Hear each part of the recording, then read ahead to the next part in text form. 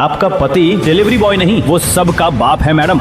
आप उससे घर का झाड़ू पोंछा करवाते हो, पर उसके एक इशारे पर करोड़ों की डील्स हो जाती हैं। वो आपकी गालियाँ चुपचाप सुनता है, पर अंडरवर्ल्ड की दुनिया में लोग उसके नाम से कांपते हैं। एक अमीर घर की लड़की अनन्या से जब उसके घर जमाई पति अभिनव के बारे में ये कबाड़ी वाले ने कहा तो अनन्या झल्ला कर बोली, इतनी रात को तुमने पी रखी है क्या? फालतू की मनगढ़ंत कहानी मत सुनाओ और फूटो यहाँ से। अभिनव की शादी मेरे दादाजी की एक घिनौनी शर्त के चलते हुई थी, और तब भी अभिनव चौल में रहता था और 15,000 की डिलीवरी बॉय की नौकरी करता था। वो तो शादी के बाद ऐसे बड़े घर में आया है। पर इसके बाद कबाड़ी वाले ने जो कहा उसे सुनकर अनन्या चौंक गई। अरे मैडम, आज सुबह जब मैं आपके घर से कबाड़ का सामान लेकर जब निकला तो आपने अपने हस्बैंड की एक अंगूठी भी मेरे कबाड़ के सामान में फेंक दी थी। वैसे तो वो पुरानी अंगूठी होगी, कोई 200-300 की, पर उसकी पावर मुझे दुकान पर जाकर पता चली। क्यों? ऐसा क्या हुआ? वो तो एक जंग लगी अंगूठी थी। हाँ मैडम, मैंने हर सामान की तरह आपका कबाड़ का सामान गोदाम में डाला और इस अंगूठी को उठाकर अपने टेबल पर रखा ही था कि तभी वहाँ अकरम साहब आए। वही अकरम साहब जो विदेशों में करोड़ों की स्मगलिंग करते हैं, और उनकी स्मगलिंग के अड्डे हमारे कबाड़े की दुकान जैसे ही जगह होती हैं। हाँ, तो आगे क्या हुआ? अकरम साहब जब मेरी शॉप पर बैठकर डील कर ही रहे थे कि तभी उन्होंने ये अंगूठी देखी जो आपके हस्बैंड अभिनव साहब की थी, और उसे देखते ही वो उठ खड़े हुए और मुझे थप्पड़ मारकर बोले, हरामखोर, ये अंगूठी तुझे कहाँ मिली? उनके थप्पड़ मारते ही अकरम साहब के बंदूकधारी बॉडीगार्ड्स ने भी मेरी जम के सुताई की और मुझे बोलने का मौका ही नहीं दिया। पर जब वो शांत हुए तो मैंने बताया कि ये अंगूठी मैंने आपके घर से ली है। तो उन्होंने कहा, ये अंगूठी तू जानता है किसकी है? ये हमारे सबके बाप की है, हमारे टाइगर साहब की। उनका 5,000 करोड़ का एम्पायर उनका 10 साल से इंतजार कर रहा है। बंदूक के डर से मैंने उन्हें आपके घर का पता बता दिया, पर उन्होंने मुझे धमकी दी है कि अगर टाइगर साहब आपके घर नहीं मिले और अंगूठी का राज आपने नहीं बताया तो वो आपके घर को जलाकर राख कर देंगे और आपके पूरे परिवार की लाशें बिछा देंगे। इसलिए मैडम, अगर आपको भी ये लगता है कि आपके हस्बैंड अभिनव टाइगर नहीं है तो अकरम साहब के आने से पहले आप फैमिली को लेकर कहीं भाग जाओ। कबाड़ी वाले की ये कहते ही दरवाजे की जोर से खटखटाने की आवाज आई और अनन्या सहम उठी। तभी अनन्या ने अभिनव के नंबर पर कॉल लगाया, पर अभिनव का फोन नॉट रीचेबल था। This number is not reachable. हे भगवान, अब क्या होगा? अब क्या करेगी अनन्या? कौन था दरवाजे पर? कैसे आई अभिनव के पास दुनिया के सबसे पावरफुल इंसान की अंगूठी? क्या अभिनव ही टाइगर है? अगर है तो क्यों जी रहा है हजारों के एम्पायर को छोड़कर गरीबी की जिंदगी? और नहीं तो क्या अनन्या का परिवार मारा जाएगा? अब अनन्या के पास कोई और रास्ता नहीं था सिवाय दरवाजा खोलने के कि तभी जैसे ही अनन्या ने दौड़ते हुए दरवाजा खोला तो कबाड़ी वाला सोफे के पीछे जाकर छुप गया और दरवाजे पर पुलिस को देखकर अनन्या सन्न रह गई। इंस्पेक्टर साहब, आप?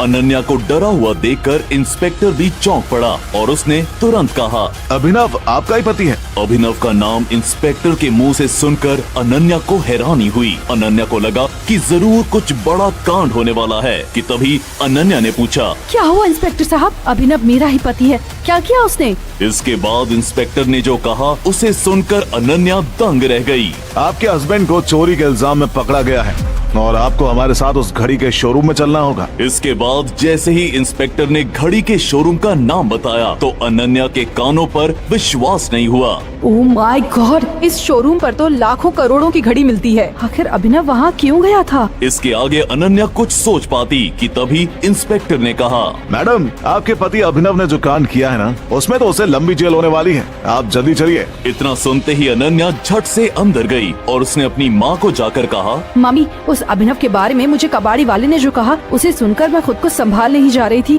कि तभी पुलिस वाले ने आकर मुझे उसके बारे में बताया। जो बातें सुनकर मेरी जान सूख गई है। उसने कुछ बड़ा कबाड़ा कर दिया है। आप भी मेरे साथ चलिए। ये सुनते ही अनन्या की माँ अभिनव को कोसने लगी। मैंने पहले ही कहा था कि ये अभिनव घर जमाई नहीं कसाई है, जो हम सब की जान लेकर ही मानेगा। पता नहीं क्या सोचकर तेरे दादाजी ने तेरी शादी उससे करवा दी। अनन्या की माँ अभिनव को कोस ही रही थी कि अनन्या ने कहा, माँ, अभिनव पर पुलिस केस बनता है तो अच्छा ही होगा। मुझे उससे डिवोर्स लेने का मौका मिल जाएगा। पर अभी जल्दी चलो, पुलिस बाहर वेट कर रही है। इसके बाद अनन्या और उसकी माँ पुलिस के साथ उनकी गाड़ी में बैठकर जाने लगे कि तभी अनन्या ने खुद को कोसते हुए कहा, काश उस रात में अभिनव के साथ उस कमरे में न मिलती तो दादाजी मेरा ये हाल ना करते। आखिर किस रात की बात को अनन्या याद कर रही थी और क्या था वो राज, ये आप जानेंगे। पर अभी जैसे ही अनन्या और उसकी माँ उस घड़ी के शोरूम में पहुँचे तो उनका पीछा करते हुए वो कबाड़ी वाला भी वहाँ पहुँच गया। वो भी जानना चाहता था कि आखिर अभिनव कौन है। शोरूम में अभिनव को पुलिस वालों ने हथकड़ी पहनकर बैठाया था। अभिनव को देखते ही अनन्या उस पर बरस पड़ी। क्या मैं पैसे नहीं देती तुम्हें अभिनव? एक तो मेरे टुकड़ों पर तुम पल रहे हो, ऊपर से चोरी करके हमारे खानदान की नाक कटवा रहे हो। Shame on you. अभिनव की सास तो अपनी सैंडल उतारकर अभिनव को मारने ही वाली थी कि तभी इंस्पेक्टर बोला, अरे मैडम, इसकी पिटाई के लिए हम है ना। इसके बाद वो मैनेजर सबको ये कहानी सुनाने लगा। अभिनव एक लंबी और चमकती हुई बिल्डिंग में घुस गया जिस पर सिल्वर कलर की प्लेट से अलैना लिखा हुआ था। बिल्डिंग के अंदर घुसते ही अभिनव ने देखा कि अंदर के हॉल अलग अलग प्रोडक्ट कैटेगरी के हिसाब से डिवाइडेड थे, जिसे देखकर अभिनव की आंखें अचरज से चौड़ी हो गई कि तभी उसे वहाँ के सिक्योरिटी गार्ड ने रोका। अबे ओ, यहाँ भिखमंगे अलाउड नहीं है, चल फुट यहाँ से। इतना कहते ही अभिनव ने सिक्योरिटी से कहा, किसी को उसके कपड़ों से जज करना गलत बात है। अभिनव के ये कहते ही वहाँ खड़े मैनेजर ने बाकी कस्टमर्स के सामने कोई बखेड़ा होने से पहले बात को संभालते हुए कहा, सर, सिक्योरिटी गार्ड की ओर से मैं माफी मांगता हूँ, आप अंदर आकर देख सकते हैं। यहाँ मैनेजर ने इतना कह तो दिया था, पर उसने सिक्योरिटी गार्ड को बिना पलक झपकाए अभिनव पर नजर रखने के लिए छोड़ दिया था। अभिनव ने देखा कि हर हॉल के दरवाजे के ऊपर उस कैटेगरी का नाम लिखा था। सबसे राइट में घड़ियों वाला सेक्शन था, जिसका नाम पढ़कर अभिनव तुरंत ही उसमें चला गया। अंदर चलते हुए ही अभिनव को अपने आसपास तरह तरह की फैंसी और महंगी घड़ियां डिस्प्ले पर दिख रही थी। उस बड़े से हॉल में आसपास देखते हुए अभिनव आगे चल ही रहा था कि तभी उसे अपने पीछे से एक लड़की की आवाज सुनाई दी। Hi sir. अभिनव भी हाय कहते हुए उस सेल्स गर्ल की ओर पलट गया और सेल्स गर्ल ने बनावटी मुस्कुराहट के साथ पूछा, क्या मैं आपकी कोई मदद कर सकती हूँ सिलेक्शन में? अभिनव पहले तो उसे मना करने वाला था, लेकिन फिर उसे डिस्प्ले पर लगी घड़ियों की कीमत जानने में दिलचस्पी भी हुई। ठीक है, बताओ। ये कहते हुए अभिनव उस सेल्स गर्ल के पीछे चलने लगा। तभी सेल्स गर्ल अपने पास लगे काउंटर के पास पहुंच गई। वो जानती थी कि अभिनव की जेब में 1000 रुपए भी नहीं हैं। फिर भी आज वो अभिनव को घड़ी की प्राइस बताकर उसके होश उड़ाकर मजे लेने वाली थी। सर, ये कलेक्शन हमने इसी महीने अपडेट किया है। आपको पूरी दिल्ली में इस तरह की कलेक्शन और कहीं नहीं मिलेगी। तभी अभिनव ने उन सभी घड़ियों के ऊपर नजर फेरते हुए कहा, इनकी क्या प्राइस है? सर, ये सभी ऑलमोस्ट 4 से 6 लाख की रेंज में है। ये वाले 4.8 लाख, ये 4 लाख, ये 6 लाख। सेल्स गर्ल उन घड़ियों की कीमत बता ही रही थी कि तभी अभिनव बीच में बोल पड़ा, ये सब तो नॉर्मल रेंज है, मुझे कुछ एक्सपेंसिव दिखाओ। जिस अंदाज से अभिनव ने ये बात कही, वो सेल्स गर्ल उसे ऊपर से नीचे तक स्कैन करने लगी। अभिनव को पता चल गया था कि वो उसके कपड़ों को क्यों देख रही है, क्योंकि आज उसने अपना एक पुराना सस्ता सूट पहन रखा था। अभिनव को ऊपर से नीचे तक देखने के बाद ही उस सेल्स गर्ल ने एक गहरी सांस ली और नकली मुस्कान लाते हुए कहा, सर, यही रेंज काफी पॉपुलर है। अगर आपको एक्सपेंसिव कलेक्शन में जाना है तो फिर हमें बातें लाख में नहीं करोड़ों में करनी पड़ेंगी। ये सुनते ही अभिनव ने कॉन्फिडेंटली कहा, अच्छा, एक बार दिखाओ तो, ऐसा क्या है उस कलेक्शन में? अभिनव के इतना कहते ही वो सेल्स गर्ल दूर गई। उसे लगा कि ये आदमी चोरी के इरादे में अंदर आया है, इसीलिए सेल्स गर्ल ने जाकर अपने मैनेजर को बताया, सर, वो आदमी ऊपर वाले सिलेक्शन में जाना चाहता है। मैं पुलिस को बुलाता हूँ, तब तक तुम उसे उलझा कर रखो। तभी सेल्स गर्ल वापस अभिनव के पास गई और बोली, ठीक है, मेरे साथ आइए सर। अभिनव उसके पीछे जाने लगा। हॉल में चलते हुए अब वो एक स्पेशल सेक्शन में पहुंच चुका था, जहां पर लाइट्स कम थी और डिस्प्ले पर लगी घड़ियों की सुंदरता अपने आप में चमक रही थी। उन घड़ियों के नजदीक जाते ही सेल्स गर्ल ने उनकी कीमतें भी बताना शुरू कर दिया, जिससे अभिनव अंदर से हिल गया पर बाहर से नॉर्मल बना रहा। सर, ये 1.5 करोड़ का है, ये 2 करोड़ की, ये 1 करोड़ 70 लाख। वो सेल्स गर्ल उन घड़ियों की खूबियों से ज्यादा उनकी कीमतें बता रही थी कि तभी अभिनव को एक ऐसा डिस्प्ले बॉक्स दिखा जो थोड़ी ऊंचाई पर लगा हुआ था। वो बाकी डिस्प्ले बॉक्स से थोड़ा हटके भी था। तभी उसकी तरफ इशारा करते हुए अभिनव ने कहा, वो वाली घड़ी के बारे में बताना। अभिनव का इशारा देखते ही सेल्स गर्ल पसीना पसीना हो गई और बोली, सर, वो घड़ी 12 करोड़ की है, इम्पोर्टेड फ्रॉम इटली। इसके बाद जो अभिनव ने कहा उसे सुनकर उस सेल्स गर्ल की सांस रुक गई। ठीक है, इसे पैक कर दो। उस सेल्स गर्ल ने घबराते हुए कहा, सर उस घड़ी को खरीदने के लिए आपको 12 करोड़ प्लस टैक्स तो देना ही है, लेकिन सबसे जरूरी बात आपके पास अलायना कंपनी का मेंबरशिप कार्ड भी होना चाहिए। उस सेल्स गर्ल ने अभिनव को वहाँ से जैसे तैसे निकालने की कोशिश की। उसकी बातों में ताना महसूस करके अभिनव उसे रूखी नजरों से घूरने लगा और फिर बोल पड़ा, मुझे किसी कार्ड वार्ड की जरूरत नहीं है। मेरी तुम्हारी बॉस से बात हो गई है, उसने ही मुझसे कहा है कि मैं यहाँ आकर अपनी घड़ी ले सकता हूँ। अभिनव की बातें सुनते ही सेल्स गर्ल हैरान हो गई। उसे उसके मैनेजर ने ये जरूर बता दिया था कि इस 12 करोड़ वाली घड़ी को आज उसका कस्टमर कलेक्ट करने आने वाला है। हालांकि अभिनव के सस्ते कपड़े देखकर उस सेल्स गर्ल को लगा नहीं था कि यही वो कस्टमर है। उसे तो ये लगा था कि ये चोर है जो लूटपाट के लिए आया है। अब इससे पहले कि वो सेल्स गर्ल कुछ बोल पाती, एक महंगा सूट पहने हुए जवान आदमी उसी घड़ी को देखता हुआ सेल्स गर्ल के पास चला आया। Welcome sir, how can I help you? वो सेल्स गर्ल तुरंत ही अभिनव के सामने से हटकर उस आदमी के पास चली गई।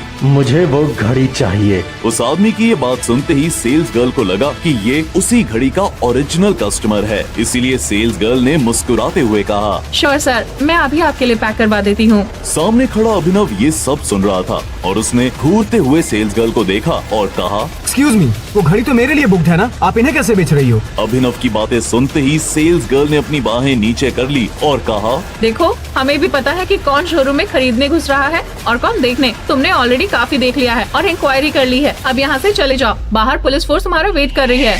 सेल्स गर्ल के मुंह से ये बात सुनकर अभिनव उस पर भड़क उठा। ये क्या बदतमीजी है? तुम्हारे मैनेजर को बुलाओ यहाँ पर राइट नाउ। मैनेजर नहीं, मैं पुलिस ही बुला रही हूँ। तुम्हारा बहुत हो गया है अब। अभिनव को धमकी देने के बाद वो सेल्स गर्ल घमंड के साथ मुस्कुराते हुए उस अमीर सूट वाले आदमी की ओर घूम गई। इस घड़ी के साथ आप कुछ और लेना चाहेंगे सर? अभिनव का गुस्सा भभक उठा और वो तुरंत ही इधर उधर देखकर मैनेजर का ऑफिस ढूंढने लगा। ऑफिस का साइन बोर्ड देखते ही अभिनव उसकी तरफ बढ़ने लगा, पर तभी अचानक उस सेल्स गर्ल ने उसे रोक लिया। यहीं रुको, सिक्योरिटी सिक्योरिटी। अगर ये हरकत ना करती तो मैं तुम्हें माफ कर भी देता, लेकिन अब बिल्कुल नहीं।